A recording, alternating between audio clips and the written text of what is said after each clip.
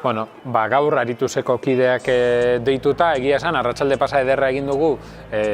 Portugaleteko merkatuan. Gaia izan da ikustea nola euskaraz bizi izan ez direnek, adin batekoek nola lagun diezaieketen urrengo belaunaldiei euskara ikasten eta nola beraiekin jardun. Orduan, horretarako nik erabili dudan izan da nagusiki nire esperientzia, niri buruz dezente hitz egin dut, ni neu akuri bihurtuta edo nolabait jarrita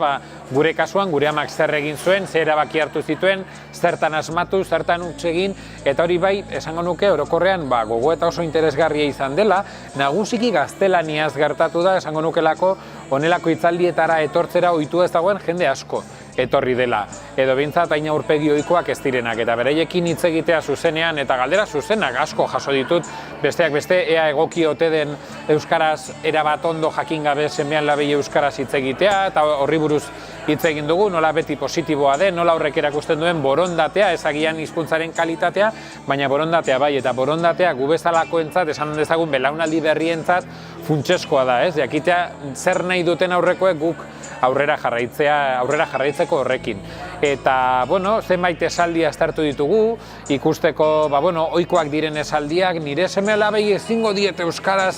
ez dakidalako lagundu etxeko lanekin. Nolabait pixkat mito hori puskatu dugu, ikusi dugu hori posiblea dela, elebitasunean edo eleaniztasunean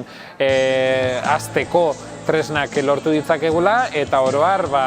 45 minutu iraun behar zuen eta ordu terdi luze jo duela esan da, nik uste dut oso interesgarri joan dela.